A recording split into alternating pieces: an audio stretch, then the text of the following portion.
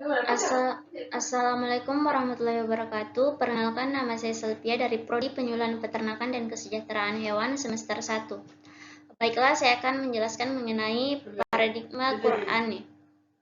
Pengertian Al-Quran. Al-Quran merupakan sumber utama ajaran Islam. Ia adalah satu-satunya kitab suci yang masih asli.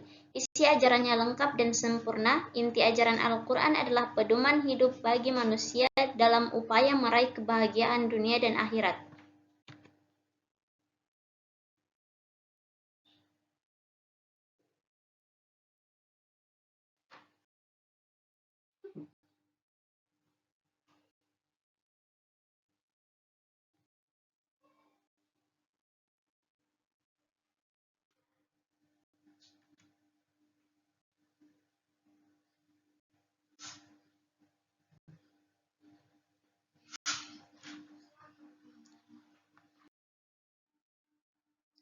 Paradigma Quran. Paradigma Qurani adalah cara pandang dan berpikir tentang suatu realitas atau suatu permasalahan berdasarkan Al-Quran.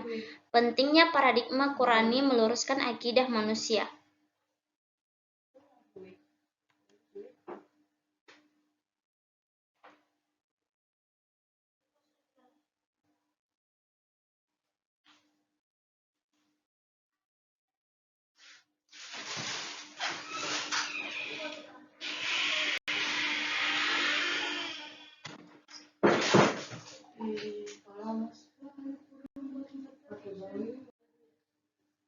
Pentingnya paradigma Qurani dalam kehidupan sehari. Yang pertama, meneguhkan kemuliaan manusia dan hak-hak manusia. Yang kedua, meneguhkan kemuliaan manusia, menetapkan hak-hak manusia, meneguhkan hak-hak duafa, untuk menggali sumber historis, filosofis, psikologis, sosiologis, dan pedagogis tentang paradigma Qurani yang membawa kemajuan dan kemodernan pada zaman silam. Bisa dicapai dengan mempelajari zaman keemasan Islam dan mempelajari peran Al-Quran dalam mewujudkan kemajuan itu.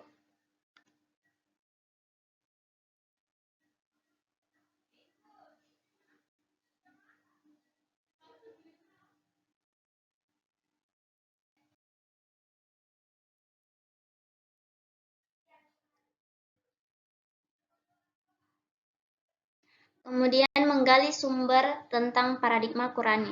Al-Quran bukan hanya dijadikan sebagai sumber ajaran, tetapi juga menjadi paradigma dalam pengembangan iptek, pengembangan budaya. Bahkan Al-Quran dihadirkan untuk mengatasi dan menghadapi berbagai problem kehidupan umat Islam saat itu. Pada zaman keemasan Islam, Al-Quran dijadikan sebagai paradigma dalam segala aspek kehidupan dan Rasulullah SAW menjadi role model atau uswatun hasanah dalam mengimplementasikan Al-Quran dalam kehidupan sehari-hari.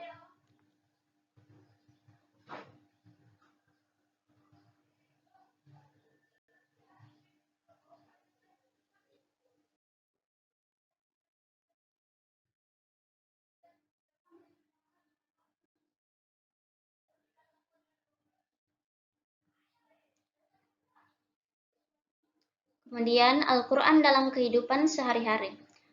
Di zaman ini, para sahabat menjadikan Rasulullah SAW sebagai panutan, figur, dan pemimpin.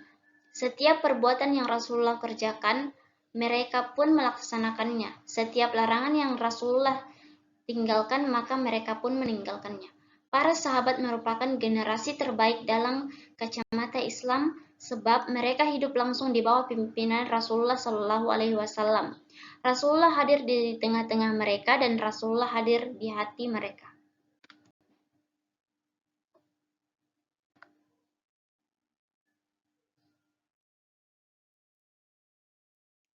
Di zaman ini, generasi tabi'in menjadikan Rasulullah sebagai panutan dan Al-Quran dan hadis sebagai sumber ajaran yang mereka implementasikan dalam keseharian. Sehingga yang tampak dalam kehidupan adalah generasi Quran yang membawa rahmat dan berkah bagi alam semesta secara keseluruhan. Yang ketiga, mengapa umat Islam dapat maju tidak perlu mengambil jalan sekulerisasi. Limadza ta'akharal muslimuna wa taqaddama gairuhum. Membangun argumen tentang paradigma Qurani pertama, karena ajaran Islam yang sumbernya Al-Quran dan hadis bersifat syumul, artinya mencakup segala aspek kehidupan. Kedua, ajaran Islam bersifat rasional, artinya sejalan dengan nalar manusia sehingga tidak bertentangan dengan iptek. Ketiga, ajaran Islam berkarakter tadarruj, artinya bertahap dan implementasinya.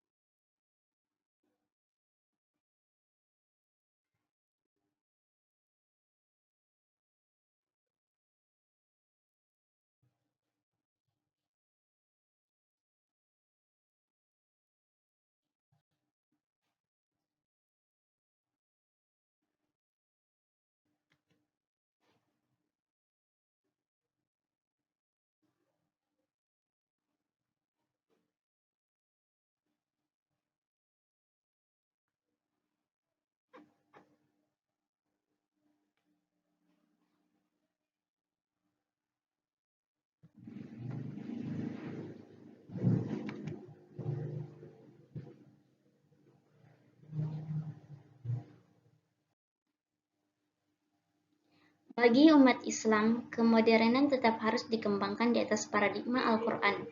Kita maju bersama Al-Quran, tidak ada kemajuan tanpa Al-Quran. Al-Quran bukan hanya sebagai sumber inspirasi, tetapi ia adalah landasan, pedoman paradigma dan guide dalam mengarahkan kemodernan agar dapat mensejahterakan manusia, dunia, dan akhirat. Kehidupan modern yang pada hakikatnya merupakan implementasi kemajuan iptek atau ilmu pengetahuan dalam teknologi akan memberi manfaat dan terus berkembang untuk membawa kemajuan yang harus dipandu dan diarahkan oleh wahyu Al-Quran agar umat tidak terjebak dalam kehidupan sekularis. Esensi dan urgensi paradigma Qurani umat Islam akan maju kalau Al-Quran menjadi tuntunan dan Rasulullah sebagai panutan. Umat Islam akan tertinggal dan masuk pada situasi stagnasi atau Al-Quran dijauhkan dari kehidupan dirinya. Paradigma Qurani adalah proses menghadapi realitas sekaligus tujuan yang harus digapai dalam perjalanan hidup umat Islam.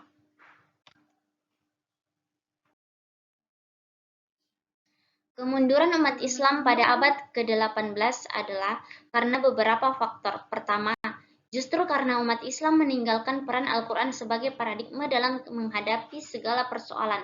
Kedua, hilangnya semangat ijtihad di kalangan umat Islam. Ketiga, karena umat Islam menerima paham Yunani mengenai realitas yang pada pokoknya bersifat statis, sedangkan jiwa Islam bersifat dinamis dan berkembang. Keempat, para ilmuwan keliru memahami pemikiran Al-Ghazali.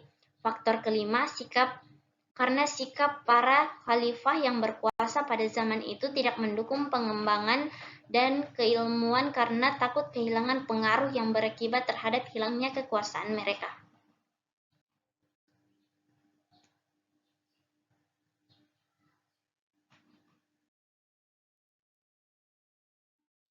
Al-Faruqi menyebutkan bahwa langkah-langkah kerja yang harus ditempuh yang pertama, disiplin ilmu modern, yang kedua, menguasai warisan khasanah Islam, yang ketiga, membangun relevansi yang islami bagi setiap bidang kajian atau wilayah penelitian pengetahuan modern, yang keempat, mencari jalan dan upaya untuk menciptakan sintetis kreatif antara warisan Islam dan pengetahuan modern, yang kelima, mengarahkan pemikiran Islam pada arah yang tepat, yaitu sunnatullah.